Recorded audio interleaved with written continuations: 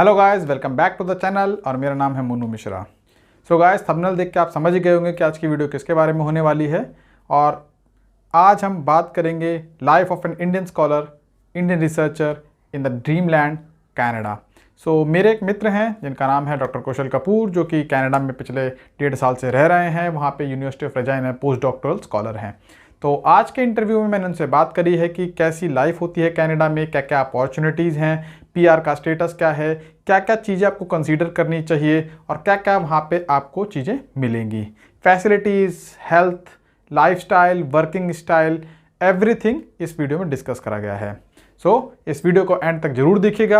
हमने काफ़ी लंबी डिस्कशन किया है, मगर बहुत सारे पॉइंट भी इसमें कवर करे हैं, तो इसको एंड तक देखिएगा। और उससे पहले अगर आप इस चैनल पे नए हैं तो इसको लाइक कीजिए, वीडियो को, चैनल को सब्सक्राइब कीजिए और एक बेल आइकन जरूर दबाइएगा। आप मुझे इंस्टाग्राम पे फॉलो कर सकते हैं, जिसका लिंक मैंने आपको ऊपर दे रखा है। तो stay connected with this video. Let's talk to doctor Kushal Kapoor. और कुशल भाई कैसे हो? राम राम। कैसे हो मिश्रा साहिब? मैं तो बढ़िया हूँ। तो कुशल भाई, आपको पता है कि मैंने ये इंटरव्यू आपके लिए मतलब स्पेशली कुछ लोगों की रिक्वेस्ट पे रखा है, क्योंकि बहुत क्रेज है कनाडा का और आप कनाडा में हो। तो एक इंडियन रिसर्चर की लाइफ कनाडा में क्या होती है, क्या फ्यूचर प्रोस्पेक्ट्स होते हैं और क्या क्या वो अचीव कर सकता है। तो आई थिंक इसका सबसे बढ़िया जवाब आप ही दे सकते हैं, क्योंकि आपको काफी टाइम हो गया कनाडा में रहते हुए। And I think you are well aware with the system की सिस्टम कैसे काम करता है, क्या क्या अपॉर्चुनिटीज हो सकती हैं। तो स्टार्ट करते हैं पहली चीज से। तो कुशल भाई, पहले आप अपना इंट्रोडक्शन दे दीजिए। जी सर। मेरी पीएचडी है जी पंजाब यूनिवर्सिटी चंडीगढ़ से। 2017 में मेरा थीसिस सबमिट था। अर्ली 2018 में जनवरी में मेरा वाइवा हो गया था। वाइवा के इमीडिएटली बाद मुझे पोस्ट डॉक्टरल पोजीशन ऑफर हुई थी केप टाउन साउथ अफ्रीका से। 2018 में मैं केप टाउन मूव कर गया थी। वो काम कंप्लीट होते ही 2 साल की वो फेलोशिप थी, वो काम कंप्लीट होते ही मैं I started applying for another positions and then I came to know about this position in Canada. Canada में अप्लाई किया। It was quite competitive but I was lucky enough, I would say, that I got this position. और position मिलने के बाद अगस्त 2019 में ये position मुझे offer हुई थी और दिसंबर 2019 में मैंने यहाँ पे कनाडा मूव कर गया था। उसके बाद से अभी मेरी position as a research associate है यूनिवर्सिटी ऑफ रजाइना में, डिपार्टमेंट ऑफ फिजिक्स। सो जो 1.5 साल आपका हो गया, इस 1.5 साल का मतलब आपका एक्सपीरियंस कैसा रहा कि कनाडा की सोसाइटी कैसी है, कनाडा का लाइफस्टाइल क्या है, वर्क कल्चर क्या है, पीपल क्या है, फैसिलिटी कैसी है मतलब। If I compare with India, या definitely lifestyle, I mean lifestyle is a personal thing. आप कहीं भी रह के कुछ भी, किसी भी तरह का लाइफस्टाइल बना सकते हो। I believe that. Otherwise, on general mark, I think it's way better than other developing countries. I was in South Africa. I can compare with South Africa. हाँ, वहां से कते बेहतर है। इजीली चीजें अवेलेबल हैं, आपको स्ट्रगल नहीं ज्यादा करनी पड़ती। वर्क लाइफ बैलेंस को मैं 100 में से 100 मार्क्स दूंगा। अच्छा। यहाँ पे एक चीज जो मैंने देखी है वो है कि लोग आपके काम की और आपके टाइम की बहुत ज्यादा कदर करते हैं। इफ इट इज वीकेंड तो आपको लोग पिंग नहीं करेंगे, चाहे आपकी कुछ भी हो रहा हो, जितनी मर्जी इमरजेंसी हो, लोग आपको तंग नहीं करेंगे because they know they it's your weekend. अगर बाई चांस आपने कोई छुट्टी ले ली अपने डिपार्टमेंट से, they will never bother you. Personal space की काफी वैल्यू है। You can definitely balance your personal and professional life, उसमें कोई दो राय नहीं है। अच्छा। और हेल्थ वगैरह फैसिलिटी मैंने सुना काफी है कनाडा में, तो हेल्थ का काफी अच्छा स्कीम है। सर ऐसा है मोनू जी, कुछ चीजें हम इंडिया में रह के ना ज्यादा बना लेते हैं कि वहां पे, और एक इंग्लिश में कहावत है, कहते हैं all that glitter is not gold. हाँ, वो ये बिल्कुल बात तो सही कनाडा के लिए अप्लाई होती है। नो डाउट यहाँ का क्या हेल्थ सिस्टम बहुत अच्छा है अदर वर्ल्ड से। सही। But we have to keep in mind कि यहाँ पे हेल्थ सिस्टम जो है वो फ्री है, हर बंदे के लिए फ्री है। और जब कोई चीज फ्री मिलती है वो इतनी आसानी से नहीं मिलती, उसके लिए भीड़ भी बहुत होती है। ठीक है, ये उसके बात। कॉन्सिक्वेंसेज अपने होते हैं। हाँ हाँ। Suppose I am giving you an example. किसी को कोई प्रॉब्लम है, सपोज किसी का हाथ टूट गया, अब हाँ उसने हॉस्पिटल जाना है। इंडिया में ऐसा है कि आपके पास 1 किलोमीटर के दायरे में 15 डॉक्टर मिल जाएंगे। आप सही किसी भी बात। दुकान के ऊपर जाओगे, फ्रैक्चर करवा लोगे, अपना प्लास्टर करवा लोगे, है ना? हाँ हाँ इमीडिएटली हाँ आपका ट्रीटमेंट स्टार्ट हो जाएगा। ऑन दी हाँ। Other hand, if you compare that with Canada, Canada के लिए ऐसा है कि आपके पास एक ही गवर्नमेंट हॉस्पिटल है जी। वहां पे अच्छा डॉक्टर भी लिमिटेड है। वहां पे हो अच्छा। सकता है कि आपका फ्रैक्चर हुआ था सुबह 10 बजे और आपको हाँ प्लास्टर लगा रात को 9 बजे इतना। जी। ये तो मैं सिर्फ एक सिंपल एग्जांपल दे रहा हूँ कि ऐसा होता है and it's very common. But on the other hand, या एक फैसिलिटी है यहाँ पे जो है कि हमारा मेडिकल टोटली फ्री है, because we are paying taxes. In हाँ हाँ रिटर्न गवर्नमेंट हमें फ्री मेडिकल देती है। फ्री मेडिकल के कुछ कॉन्सिक्वेंसेज हैं जो मैंने एक एग्जांपल आपको दिए।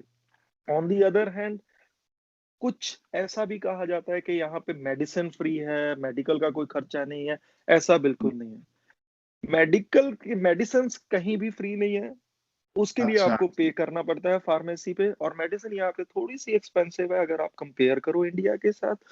उसमें हम्म, ये है कि हमारी कंपनी, जिस कंपनी में आप जॉब करते हो, मैं यूनिवर्सिटी के लिए काम करता हूँ, university give me an insurance. वो हमें अच्छा।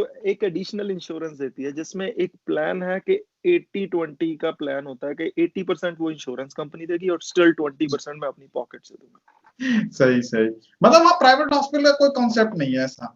है, बड़ी सिटीज में है, जरूर है, लेकिन स्टिल सिस्टम, आई थिंक, अगर हम कंपेयर करें, चीजें बहुत तेज हैं इंडिया में। यहाँ पे थोड़ा काम मस्ती से होता है, धीरे धीरे होता है, अच्छा। तो ज्यादा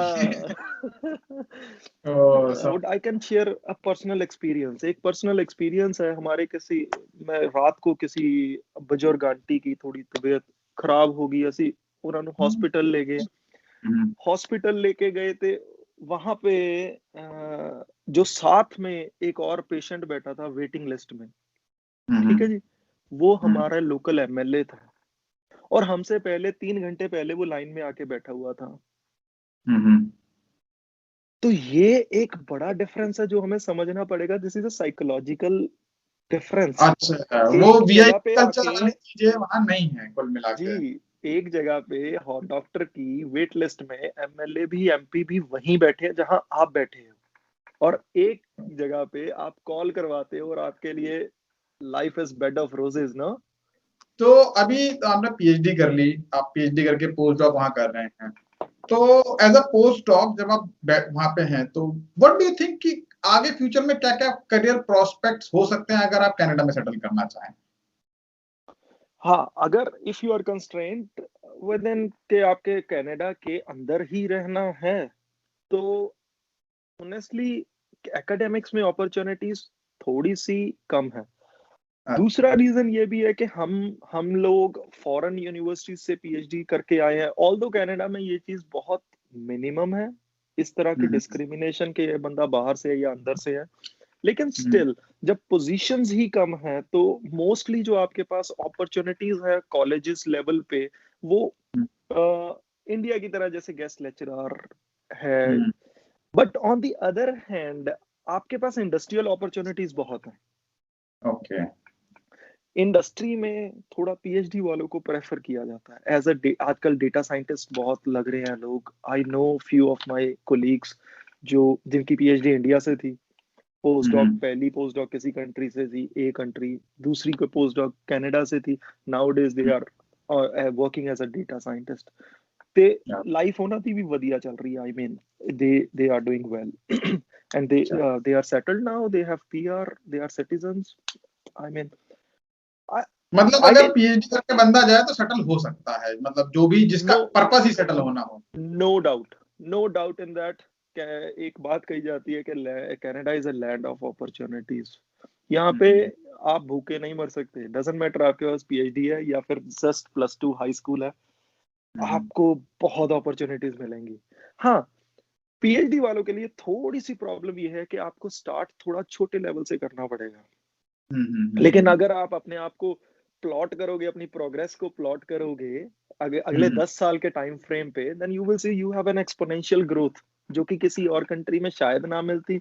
यूरोप की ये कुछ तो अच्छी कंट्रीज हैं ये, लेकिन वहां पे सबसे बड़ा बैरियर आता है लैंग्वेज का। यू हैव बीन ये टू तो जर्मनी, आप जर्मनी जा चुके हो, फ्रांस में आप गए हो, वहां पे कुछ किसी को कुछ पूछ लो, दे डजंट इवन अंडरस्टैंड कि आप पूछ क्या रहे हो, ठीक है। ये सबसे तो है। बड़ा बैरियर, वो बैरियर आप क्रॉस कर जाते हो। Canada, if you are in Canada, you are not facing that kind of barrier until and unless you are in Quebec. तो अब आते हैं अगले क्वेश्चन पे, वो ये है कि एवरेज वेजेस और कॉस्ट ऑफ लिविंग क्या है वहां पे, मतलब इन जनरल अगर देखा जाए तो एवरेज वेजेस और कॉस्ट ऑफ लिविंग क्या है?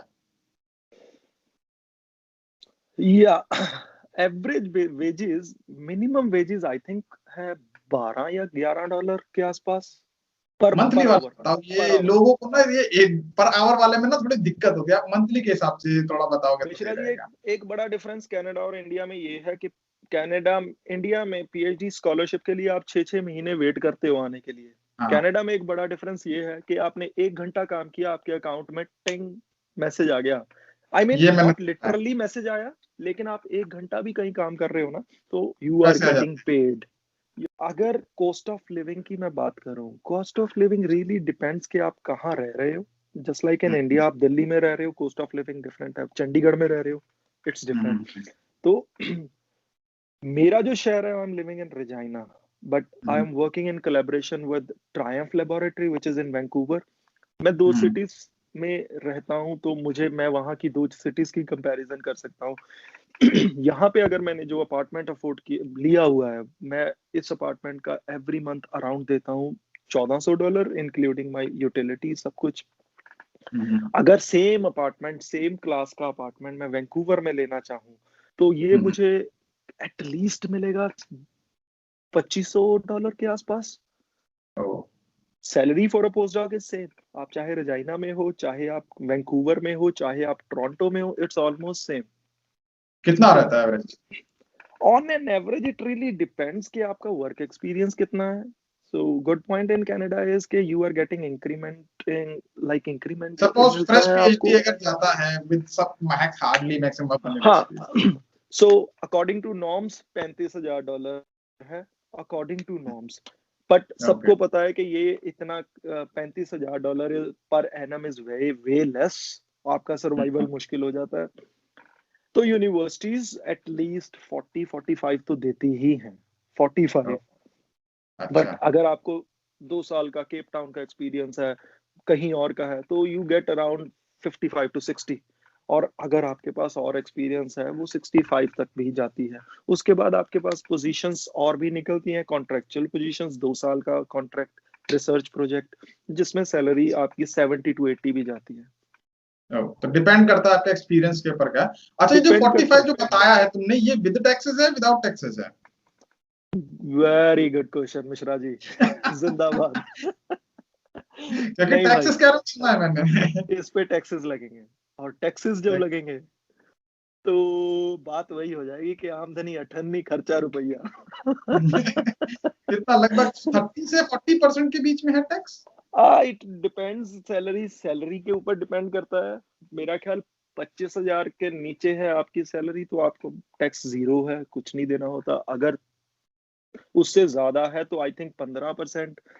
मैं जो दे रहा हूँ, मैं अराउंड 35% के आसपास दे रहा हूँ, फेडरल और प्रोविंशियल मिला के। ओके। तो इट रियली डिपेंड्स आपकी सैलरी कितनी है। आप $1 लाख कमाते हो तो आपका टैक्स है जी 40-45 के आसपास, मेरा ख्याल 40 के आसपास, समवेयर क्लोज टू दैट। तो यार मतलब अगर मान लो सपोज करो किसी की $50,000 है, उसमें से 35% टैक्स हटा दो, बचा जी, कितना? लगभग $32,000, मतलब एवरेज $3,000 मैक्सिमम बचेगा उसके पास इस मंथ का। और 3,000 में हो जाता है खाना पीना रहना थोड़ा। हाँ, अगर आपकी 50,000 सैलरी है, फॉर श्योर आपको 3,000 महीने का नहीं मिलेगा, इसके कम ही मिलेगा, हम्म, इससे कम ही मिलेगा। लेकिन हाँ, एक हम छोटे होते से सुनते आ रहे हैं इंडिया में कि बाहर वाले कंट्रियों में ना, अगर 2 बंदे हैं घर में तो दोनों को काम करना पड़ेगा तभी चलेगा। ये सुना ठीक है। है हमने।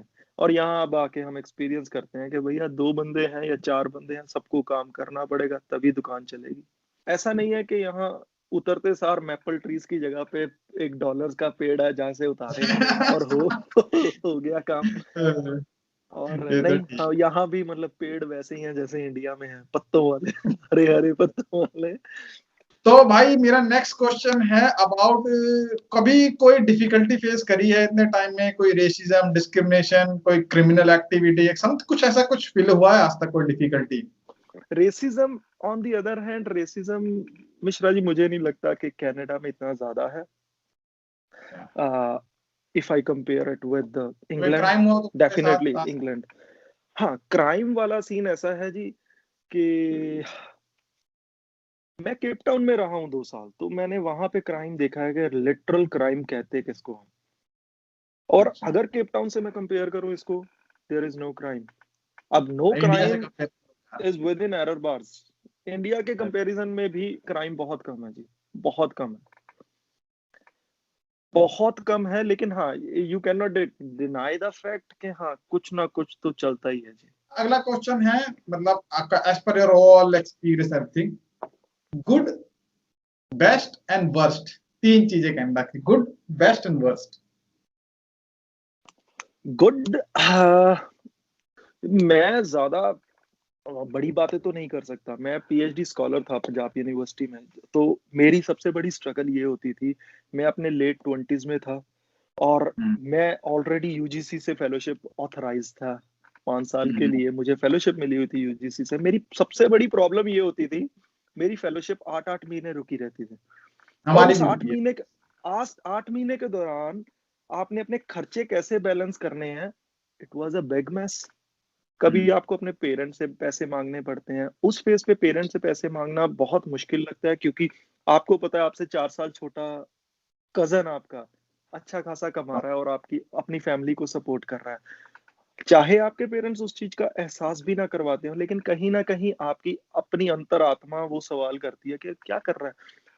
8 महीने बाद जो पैसा आता था उसकी इतनी खुशी भी नहीं होती थी, क्योंकि उधारी में निकल यू वर जाता already frustrated in that time, और उसकी कोई ज्यादा खुशी नहीं होती आपको। आपका बैकलॉग इतना इकट्ठा होता है कि आपका पैसा कहाँ जाता है आपको समझ नहीं आता। This this is a good fact in Canada, कि आपने, जैसे मैंने पहले भी कहा, कि आप 1 घंटा काम करते हो, टन, 2 घंटे, है। टन। बट दैट लिटरली मीन्स कि आप जितना काम करते हो, आप, you don't have to struggle in that way. आपको कहीं एमएचआरडी के पास नहीं जाना कागज उठा के, everything is online. I love this. हाँ, बेस्ट मैं कहूंगा, बेस्ट ही जी कनाडा की समर। कनाडा की समर से ऊपर कुछ भी नहीं है जी दुनिया में। अच्छा जी, कितने महीने देखने को मिलती है? Canadian summer, it again it depends कि आप किस एरिया में हो, बट ऑन एन एवरेज 5 से 6 महीने की समर हर जगह ही है। वर्स्ट है जी, यहाँ पे टाइम नहीं पता चलता कहाँ गया। अच्छा, टाइम उड़ता जाता है। तो अगले क्वेश्चन पे आते हैं भैया, पीआर का क्या स्टेटस है? मतलब पीएचडी वालों को थोड़ा इजी रहता है, टफ है, क्या है पीआर का स्टेटस? पीआर के लिए मिश्रा जी ऐसा है कि यहाँ पे बहुत सारी कैटेगरीज है पीआर लेने के लिए। ठीक है, गवर्नमेंट चाहती है कि हमारे पास अच्छे लोग आए, और अच्छे लोग भी चाहते हैं कि हम यहीं पे सेटल हो जाएं। तो इट्स अ म्यूचुअल थिंग। तो पीआर लेनी कोई ज्यादा यहाँ पे बहुत बड़ी गेम नहीं है। Once you are in Canada and you are working here, तो आपके लिए पीआर लेनी इतनी मुश्किल नहीं है। चाहे स्टूडेंट आए हो, चाहे वर्क परमिट पे आए हो, पीआर लेनी इज नॉट डिफरेंट। ये डिपेंड करता है कि हाँ, आपने अपनी पीआर लगानी किस कैटेगरी में है। कुछ कैटेगरीज है, जैसे प्रोविंशियल नॉमिनेशन कैटेगरी, उसमें ये होता है कि अगर if your field is in demand, तो आपको प्रोविंस नॉमिनेट करती है, आपकी प्रोविंस नॉमिनेट कर देती है, और नॉमिनेशन लेके आप एक्सप्रेस एंट्री में पूल में बैठ जाते हो। दूसरा वे ये है कि एक स्कोर कैलकुलेटर है ऑनलाइन सीआरएस की वेबसाइट पे, उसमें अच्छा। आपको पीएचडी के नंबर मिलते हैं, वर्क एक्सपीरियंस के नंबर मिलते हैं, ठीक है, और आपके अदर क्रेडेंशियल्स के नंबर मिलते हैं। आपकी एज फैक्टर हो गया, आप मैरिड हो या नहीं हो, आपका कोई कजन या ब्रदर सिस्टर कोई भी कनाडा में है या नहीं है, उन सब के नंबर मिलते हैं। तो वो अगर आपके कट ऑफ से ऊपर हैं, then you get ITA. ITA means invitation to apply. Invitation to apply आने के बाद वो एक लिस्ट दे देते हैं डॉक्यूमेंट्स की, कि भैया आप एलिजिबल हो, आपको इनवाइट करते हैं हम। अगर आपके पास ये डॉक्यूमेंट्स हैं, तो आप सबमिट कर दो अपनी प्रोफाइल विद फीस। और उसकी फीस पर पर्सन अराउंड 1300 $1350 है। और आप अपनी फाइल सबमिट कर देते हो with all documents, and then is wait period 6, अगर एक्सप्रेस एंट्री है तो 6 महीने 8 महीने के अंदर अंदर आपकी पीआर आ जाती है। अगर आपके पास प्रोविंशियल नॉमिनेशन है दैट टेक सम टाइम, उसको आप क्योंकि आपको प्रोविंस से भी नॉमिनेशन लेनी है, फिर आगे का प्रोसेस है, उसमें आप 1.5 से 2 साल लगा के चलो, मतलब 1.5 ये साल के अगर अंदर अंदर। सोचूं कि पीएचडी अगर आपके पास आपने कर रखी है तो चांसेस काफी ज्यादा हो जाते हैं, ये अगर मैं बोलूं तो। हाँ, सबसे बड़ा फैक्टर पीआर के लिए है जी आपका आइल्स स्कोर। अच्छा। हम देखते हैं कि अगर आप प्लॉट करो कि नंबर ऑफ कैंडिडेट इंडिया से कौन जा रहा है, सबसे ज्यादा कौन सी स्ट्रीम से लोग कनाडा जा रहे हैं, तो वो निकलेंगे इंजीनियर्स, मोस्टली आईटी वाले इंजीनियर्स। उसमें ये फैक्टर नहीं है कि पीएचडी आपकी काम आएगी, लेकिन अगर आप आइल्स का स्कोर देखो, आइल्स के 0.5 स्कोर भी वेरी होता है तो आपका स्कोर 30 से वेरी होता है। 0.5 अगर ज्यादा आ गया तो आपका सीआरएस में स्कोर 25 बढ़ जाएगा या 30 बढ़ जाएगा, डिपेंड किस सेक्शन में आपका 0.5 आ रहा है। तो सबसे बड़ा फैक्टर पीआर लेने के लिए पीएचडी नहीं है, सबसे बड़ा फैक्टर है आपका आइल्स में स्कोर कितना आ रहा है। 9888 आ गया अगर आपका स्कोर, सपोज एक में पूरे में पूरे नंबर आ गए लिसनिंग में, और आपके बाकियों में 888 आ गए या 7 से ऊपर चाहिए, अगर ऐसा स्कोर आ रहा है तो मुझे नहीं लगता कि आपको पीआर रोक सकता है। आपकी कोई डजंट मैटर आपके पास बीटेक है, एमटेक है या एमएससी है या फिर पीएचडी है या नहीं है। जी अब आते हैं अगला क्वेश्चन पे। ये थोड़ा सा होगा कि बहुत से लोगों के ना, मतलब मैं भी जानता हूँ, तुम भी जानते हो, कनाडा एक ड्रीम कंट्री है। उन्हें लगता है कि कनाडा जाएंगे बहुत से पैसे कमाएंगे, मतलब कनाडा में ऐश ही ऐश है। कनाडा में जाते लड़के सोचते भाई गोरी कंट्री में जाएंगे, गोरों के साथ घूमेंगे, मतलब बहुत से ख्वाब बना रखे हैं। आपको क्या लगता है कि is it worthy to move to Canada, मतलब फ्रॉम इंडिया ऑब्वियसली, कि आना ही चाहिए? ऐसा लोगों ने बहुत बना रखा है, बहुत लॉलीपॉप दिखाई जाती है, बहुत सी कंसल्टेंसी चल रही है इसी के दम पे कि कनाडा भेज देंगे, कनाडा भेज देंगे। तो इज इट रियली वर्दी कि कनाडा जाया जाए? अब इट डिपेंड्स अगेन, हर एक का पर्सनल ओपिनियन है। अगर आप मुझसे पूछो, मैं अगर कनाडा आना होता तो शायद हाई स्कूल के बाद ही आ जाता, कनाडा या ऑस्ट्रेलिया कहीं निकल जाता। मुझे मेरी फैमिली, मेरा घर, मेरा मेरा देश, मेरा एरिया बहुत पसंद था। मेरे दिल में कोई ऐसी नहीं थी कि हाँ मैंने बाहर आना है। बट पीएचडी के बाद मुझे पीएचडी की लास्ट सैलरी ड्रॉन जो थी इंक्लूडिंग एचआरए वो थी 35,000 यूजीसी से। पीएचडी के बाद जब मैं यूनिवर्सिटी गेट के, कहते हैं ना यूनिवर्सिटी के गेट के इस तरफ आप जिंदगी को नचाते हो और उस तरफ जिंदगी आपको नचाती है, और जब मैं पीएचडी करके अपनी डिग्री लेके अपनी मार्केट वैल्यू देखने निकला तो मार्केट वैल्यू वाज लाइक 10,000 पर महीना, 15,000 पर महीना। स्कॉलरशिप मुझे 35,000 की मिल रही थी, अब मार्केट वैल्यू मेरी 10,000 है। 10,000 में तो मैं क्या अफोर्ड कर सकता हूँ जी इंडिया में। तो that was the turning point मेरी लाइफ में। और देन आई थॉट कि नहीं, बाहर स्कॉलरशिप ज्यादा है, पोस्ट डॉक ही कर लो, पोस्ट डॉक में पैसा ज्यादा है, एटलीस्ट मैं अपनी लाइफ सर्वाइवल कर सकता हूँ। जो मैं 30 का हो गया हूँ, मैं फैमिली से पैसा ले रहा हूँ, शायद मैं इनको सपोर्ट कर सकता हूँ। अच्छा, दूसरी बात जो इंडिया में मुझे बहुत शायद समझ नहीं आती वो ये है कि पीएचडी मींस एक इतना बड़ा बैरियर क्रिएट कर दिया आपने कि आप इंडस्ट्री में तो जा ही नहीं सकते। मैं बायो की पीएचडी की बात नहीं करूंगा यहाँ पे, मैं एटलीस्ट फिजिक्स की पीएचडी की बात करूंगा। फिजिक्स पीएचडी का मतलब it's a sin, you can't even think of industry. ये एक बहुत बड़ा बैरियर है। कनाडा में या फॉरेन कंट्रीज में ये बैरियर नहीं है मिश्रा जी, आपके पास अपॉर्चुनिटीज इसीलिए पीएचडी के बाद ज्यादा है। कुछ लोग ऐसे होते हैं कि जिनको जो सोचते हैं कि लैंड किए और 1 साल में मेरे पास सारी बल्ले बल्ले होगी, मेरा घर भी बन गया, मेरे को गड्डी भी आ गई, वधिया हमर ले ली, है ना।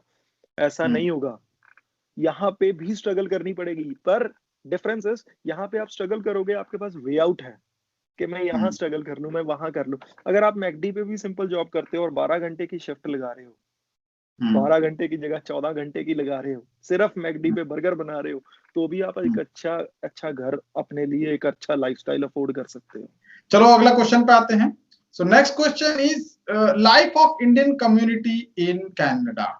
इंडियन कम्युनिटी तो काफी बड़ी है कनाडा में, कैसी लाइफस्टाइल है, मजा आता है, मतलब फील होता है कभी इंडिया के बाहर हो, क्योंकि एटमोसफेयर तो हम जानते हैं वहाँ का।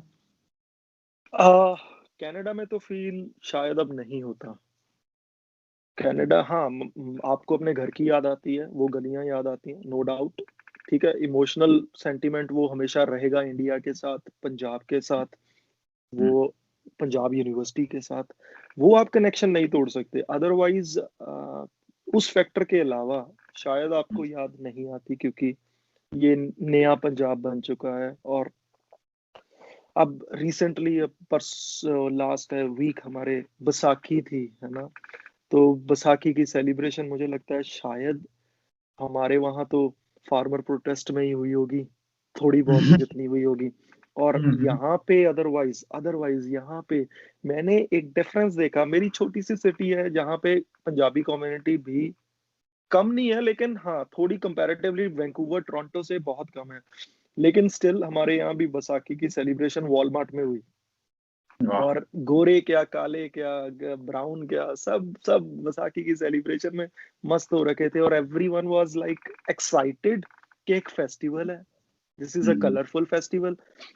तो आपको वहां पे शायद वो फीलिंग यहाँ पे बेटर आनी लग जाएगी थोड़े सालों में। सही सही। तो लास्ट क्वेश्चन मैं आप यही पूछना चाहूंगा, आप कुछ टिप्स देना चाहेंगे, कुछ सजेशन देना चाहेंगे उन सब लोगों को जो रिसर्च फील्ड के हैं, जो चाहते हैं कि हम कनाडा जाके अपना करियर बनाए, कोई टिप सजेशन उनके लिए? टिप तो जी यही है, लगे रहो। कनाडा आना तो अपॉर्चुनिटी आएगी, लगे रहो, डोंट गिव अप। और रिसर्च एनवायरनमेंट यहाँ पे बहुत ही अच्छा है। आपको, जैसे मैंने पहले बताया, आपको पर्सनल और प्रोफेशनल लाइफ आप बैलेंस कर सकते हो, आपको पर्सनल स्पेस की आपकी रिस्पेक्ट है। हाँ, आने के लिए ये दिमाग में मत रखना कि भाई वहां पे मैपल पेड़ों की जगह डॉलर के पेड़ लगे हैं, आईफोन उतार लेंगे वहां चढ़ चढ़ के। और मेहनत करनी पड़ेगी। मेहनत करने के लिए यहाँ पे अपॉर्चुनिटीज बहुत है, उसमें कोई दो राय नहीं है। आपको पैसा मिलता है, लेकिन पैसे के साथ खर्चे भी उसी तरह से। आप डॉलर में कमाते हो, डॉलरों में एक्सपेंसेस भी आपके हैं, ठीक है। तो सेविंग्स आपकी तकरीबन उतनी ही होगी जितनी आप इंडिया में तकरीबन कर लेते हो। अगर 10% इंडिया में करते हो, 10% ही यहाँ होगी। लेकिन हाँ, बड़ा फैक्टर ये है कि यहाँ पे आपको मेडिकल का कोई एक्सपेंस नहीं है। कल को बच्चे हो जाते हैं तो बच्चों की एजुकेशन का कोई ज्यादा आपको एक्सपेंस नहीं है। सो वो चीजें अगर आप दिमाग में रखते हैं, तो अगर कनाडा आना चाहते हैं तो डोंट गिव अप। एक दो जगह रिजेक्शन आएगी, उससे हारिए ना हिम्मत, चलते रहिए, है ना, बढ़ते रहिए, तो हो जाएगा। हाँ, यहाँ पे स्ट्रगल है इनिशियल कुछ फेज की, 2-3 साल की, वो पार हो गई तो फिर बल्ले बल्ले यार। सही सही। चलो ठीक है यार, कुशल, तुम्हारे टाइम के लिए I am very much thankful. काफी कुछ अच्छा सीखने को मिला और आई होप कि लोग भी इससे काफी कुछ सीखेंगे। Thank you very much for your time. और अगर कोई क्वेश्चन होगा तो मैं तुम्हारे पास फिर दोबारा वापस आऊंगा। सही है मिश्रा जी, शुक्रिया। आप करो जी आराम, हमारी हो गया, दिन चढ़ गया साडा ते सो गाइज, आई होप आपको बहुत कुछ इससे इंफॉर्मेटिव सीखने को मिला होगा। डॉक्टर कुशल कपूर ने बहुत सी चीज़ें बहुत अच्छे वे में एक्सप्लेन करी हैं। अगर आपको कंटेंट पसंद आया तो वीडियो को लाइक कीजिए, चैनल को सब्सक्राइब कीजिए, वीडियो को शेयर कीजिए अपने फ्रेंड्स के साथ, जो कि जिनके लिए ये वीडियो बहुत ज़्यादा ही उपयोगी या फिर यूजफुल साबित हो सकती है। सो अभी के लिए इतना ही, मिलते हैं नेक्स्ट वीडियो में। तब तक अपना ध्यान रखिए। Thank you.